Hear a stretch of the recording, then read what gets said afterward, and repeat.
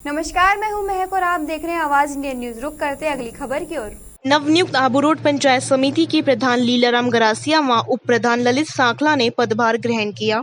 ग्रामीण क्षेत्रों का चहुमुखी विकास स्वच्छता के नारे के साथ दलगत राजनीति से दूर रहने का किया वायदा। पंचायत समिति में पारदर्शी व ईमानदारी के साथ सुशासन स्थापित करने का किया वादा। पंचायत समिति आबू रोड के नवनिर्वाचित प्रधान लीलाराम गरासिया व उप प्रधान ललित सांखला ने विधि विधान के साथ अपना पदभार ग्रहण किया। बहुत अच्छा चुनाव सबने लड़ा। मैं मान के चल रहा था हम 15 में से 12 सीटें जीतेंगे। 9 सीटें हमने ली और हमने यहाँ आबू रोड में प्रधान बनाया।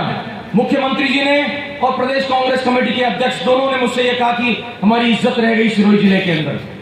मैं धन्यवाद देना चाहूंगा शोभा जी को। एक टिकट पर इन्होंने अपनी बात को रखा और उस व्यक्ति की इन्होंने पैरवी करी जो वास्तव में जीत सकता था।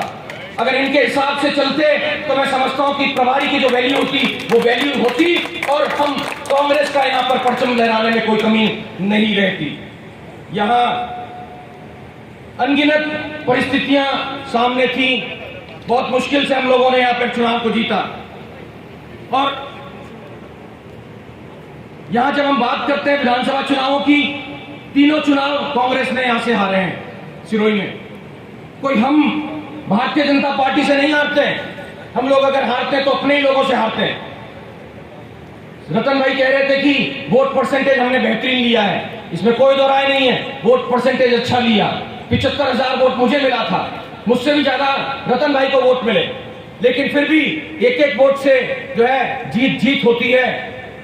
हम पिछले 20 साल से लगातार रेवदर के अंदर विधानसभा में जीत नहीं पा रहे हैं।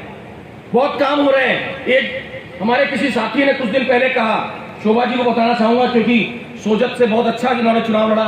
आज का भाषण देख सकते हैं कि एक बेहतरीन नेत्री को चुनाव जीतने नहीं दिया, वहां से वहां पता नहीं किस तरह की पंचायती चल रही थी। मैं कहना चाहता हूं कि रेवदर में कोई परिस्थितियां नहीं थी चुनाव हारने की, फिर भी हार का सामना करना पड़ा।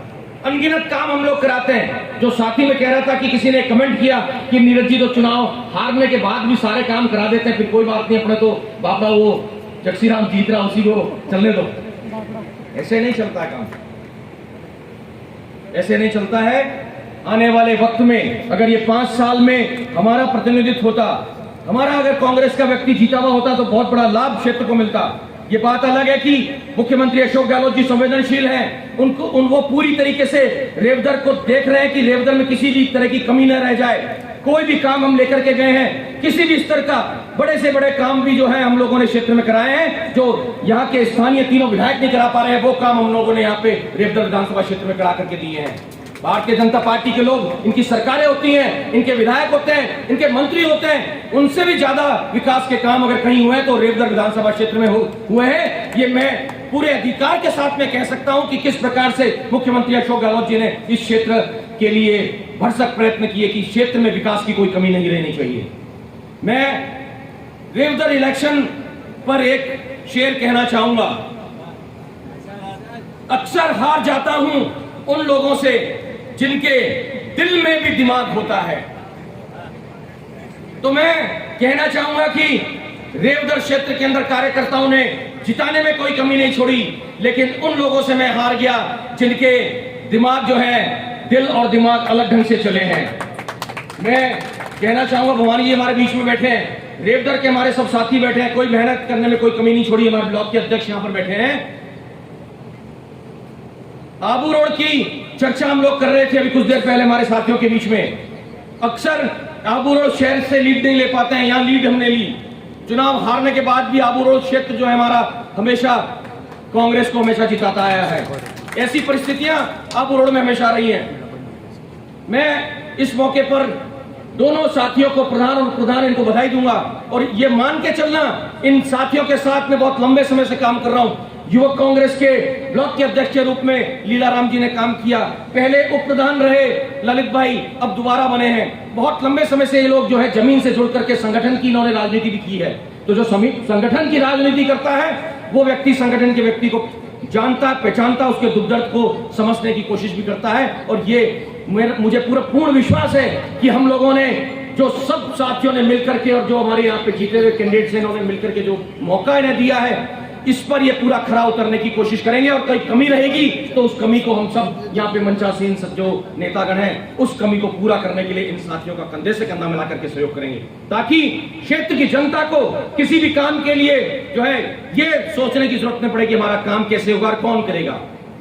2.5 साल और है। अभी मैंने पिछले कार्यकाल के समय कोई एक बात छिड़ गई थी, मुख्यमंत्री जी ने बात कही, हम जैसे 2.5 साल की बात कर रहे हैं ना कि 2.5 साल और है और हम काम करेंगे, ऐसी कोई 2.5 साल की बात पिछली बार हो गई थी। सीएम साहब ने जवाब दिया गया, और क्या कार्यकर्ताओं को ये विश्वास नहीं है कि हम 2.5 साल के बाद भी वापस लौटेंगे सत्ता में?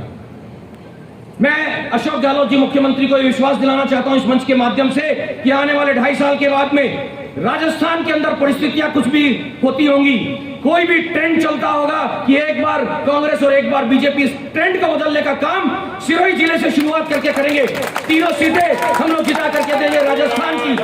राजस्थान के अंदर कांग्रेस को सत्तासीन करने के लिए एड़ी चोटी का जोर लगाने का काम ये कार्यकर्ता यहाँ का करेगा, ये मैं विश्वास इस मंच के माध्यम से दिलाना चाहता हूं।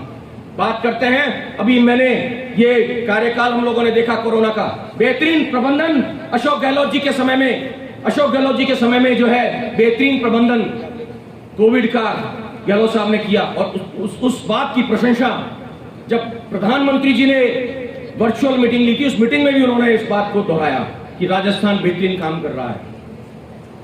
ऐसे में जब जरूरत थी कि एमपी लेड फंड जो सांसद निधि कोष होता है उसे रोकने का काम मोदी जी ने किया, और उसकी वजह से जो एक इस कोविड पीरियड के अंदर एक जो सहयोग सांसद होने के नाते मैं करना चाहता था, उसके अंदर कहीं ना कहीं कमी आई। और जो फंड उन्होंने रोका उसका कोई ऑडिट नहीं है, किसी भी तरह की कोई परिस्थितियां ऐसी जो है दिल्ली में है कि किसी भी परिस्थिति में उसका कोई लेखा जोखा नहीं है। 20,000 करोड़ का एक प्रोजेक्ट दिल्ली के अंदर चल रहा है, नई संसद भवन बन रहा है। हमने कहा कि हम इस पुराने संसद भवन में बैठ करके भी जो है देश की सेवा कर सकते हैं, नए भवन की बाद में आवश्यकता होगी या ना होगी, आज के दिन आवश्यकता है कोविड से लड़ने की। और ये 20,000 करोड़ रुपया कोविड के लिए आम जनता के लिए खर्च होना चाहिए था। संसद के अंदर जब बात हुई, जब चर्चा चली कोविड के ऊपर, तो वहां मंत्री का यह कहना था कि एक भी मौत कोविड में जो है ऑक्सीजन की कमी से नहीं हुई है। कितना बचकाना स्टेटमेंट सरकार ने दिया है, ये जनता को सोचने की जरूरत है। ये हमारी बहन यहां पर बैठी हैं सुलोचना जी, मुझे याद है वो समय कितनी मारी भटक रही थी अपने पति को लेकर के, जिनको कोविड हो गया था, और कोविड के लिए इनको ना तो रेमडेसिविर इंजेक्शन मिल रहा था और ना ही ऑक्सीजन मिल रहा था। और ऐसे अनगिनत उदाहरण है मेरे पास में जो ऑक्सीजन की कमी की वजह से जो है जिनको तकलीफ और दुर्दर्द झेलने पड़े।